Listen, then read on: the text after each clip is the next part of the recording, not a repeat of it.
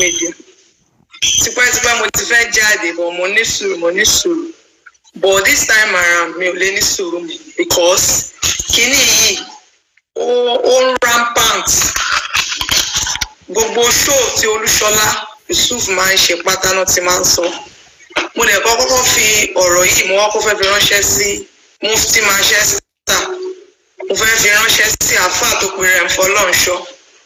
Àáfàá Jígini, bóyá Àrìngìnì wọ́n jáde náà pé òun àti àáfàá Lẹ́gbàá àti Olúṣọlá Yusuf. Ìbádàkẹ́ bẹ̀rù Ọlọ́run gidi gan. Because ọ̀rọ̀ ṣojú yín. Bíbélì ní ẹ wádìí ohun gbogbo dájúdájú. Kádẹ̀ fi tó díẹ̀ tí òtítọ́ bẹ̀rẹ̀. Ká fi múlẹ̀ lágbà. Ẹ wádìí nǹkan kan. Muyideen náà onírọ́, oníjìbìtì tó ń parọ́ fún yín pé àgbàlá ń bá mi sùn kí a tó ṣe wedding. Gbogbo ọkùnrin àgbáyé ẹ bọ́ síbi kẹwàá gbọ́rọ̀. Ọ̀rọ̀ yìí mo kàn fẹ́ bí yín ni. Ǹjẹ́ ṣe lè gbárù ẹ̀ kí èèyàn kó máa báyàwó yín sùn kẹ́ẹ̀dẹ̀ ká? Kẹ́ẹ̀dẹ̀ tó wá sọ pé ni ẹ náà lè fẹ́ bá ṣe wedding. Ìbéèrè rẹ o. Ìbéèrè yẹn. Ìbùkún mọ́lá kó béèrè yẹn sí. Àwọn èèyàn ti wà pẹ̀lú wa gẹ́ o. Ẹ jẹ́ bá ní sí àprógámù yìí.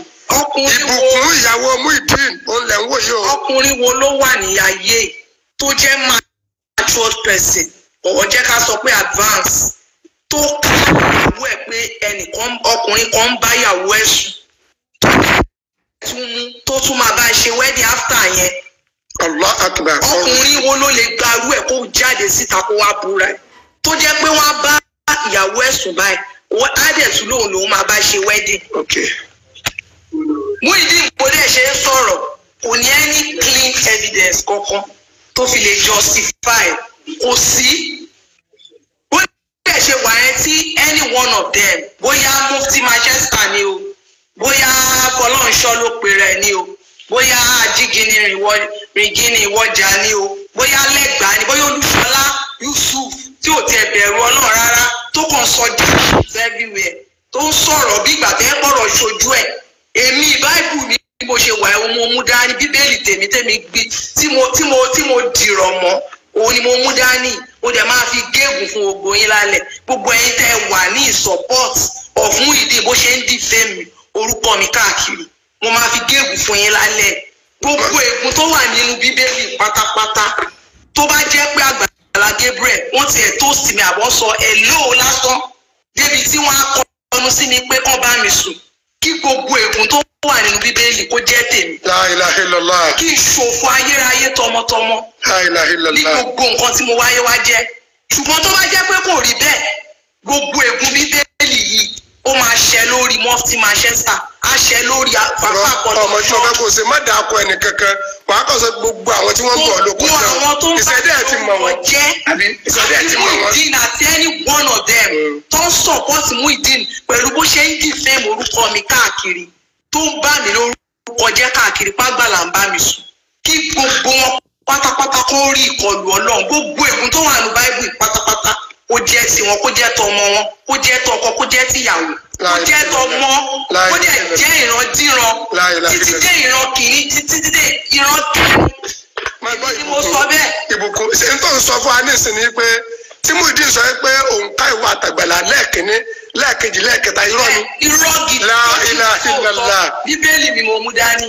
Olúṣọlá Yusuf máa dúró tó ní òun rí ẹbí Olúṣọlá Yusuf ìyá jákujàku ni bullshit ló kà kò tiẹ̀ ní rí nínú gbogbo blogger ẹ wo bó ń ṣe rí rádaràda ẹ pàwọ́tà ẹ ṣe àṣọ rádaràda ṣé gbogbo àwọn bloggers yòókù ẹ wọ́n ṣe ń ṣe nìyẹn. La ilaha illallah. náà náà èèyàn ní ìwádìí kọ̀ọ̀kan ẹ̀ ní any clean evidence èèyàn lè sọ̀rọ̀ fún yín bẹ́ẹ̀ dẹ̀ gbà sórí ẹ̀ bẹ̀rẹ̀ sí ṣe pé gbogbo ìpè tẹ́ ẹ ṣẹ́ pátápátá fúnra yín àtẹ̀yìn o àtọmọ yín o àti ọkọ o àti ìran yín títí dé ìran kẹrin yín gbogbo pọ́ọ̀tì Muyideen láti máa dìfẹ́ ìbọn mi lórúkọ jẹ́ káàkiri pátá lórúkọ Jésù Ọlọ́run máa kọlù yín tọmọ díran ẹ máa rí ìbínú Ọlọ́run gbogbo àwọn abiyamọ ayé abiyamọ ọ̀run ó ti kẹ̀yìn sí yín látàlẹ́ ìlú ẹ̀ tún ráàánú gbàmù lórúkọ yín àánú máa ká kúrò lórí gbogbo yín lórúkọ Jésù máa padà gbé ìpè wọlé o mo gbọ́ Ìbùkún mo fẹ́ béèrè ọ̀rọ̀ tó ń sọ ẹ̀ ní ìsìn jẹ́ kó yí wáyé pé o ní Àgbàlá Gabriel ò sí ẹ̀ lò bóyá mo láìkì ẹ rí. wọ́n ti ẹ̀ bá sọ rí. òkè kó tó di pé ìwọ àti ìṣúná pàdé ńkọ́. gidi gan òun ni Àgbàlá Gabriel gan wọn fọwọ́ sí pé kémi àti Muyideen fẹ́ra wọ́n expect pé kí Muyideen fẹ́yàn láti diaspora kó fẹ́yàn láti outside the country kóhun tó fún rẹ̀ ló kúkú máa ń wọ́ mi ẹlẹ́mi máa jókòó mi láwọ́ mi lọ sọ́dọ̀ wọn pé ìyàwó tó ń fẹ́ lélẹ̀ ọ̀rọ̀ jẹ́ wàá débẹ̀ torí èlò gbogbo nǹkan tẹ gbàgbàgbà káàkiri náà òfo náà ni gbogbo ẹ̀ nọ́ọ̀tì ilẹ̀ rí èèyàn Ọlọ́run sí lẹ́yìn alábòsí lè lẹ́yìn tó ń ṣàbòsí tó ń ṣọ̀tẹ̀ tó ń ṣe lára ẹni tó ti ga kẹwàá ní pé kó wá mú òkè kó lè mú kí ojú kan ló máa wà fáàtì ò ní wà ká ní ká má sọ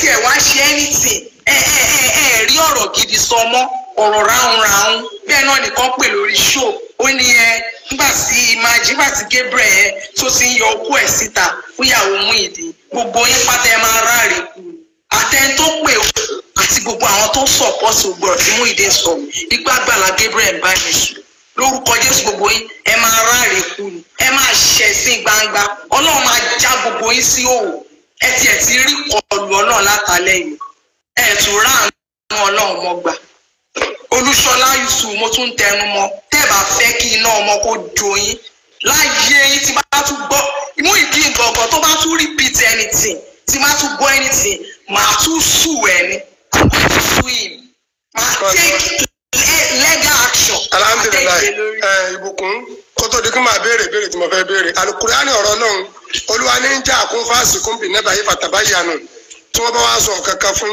kẹgbìyànjú láti ṣe ìwádìí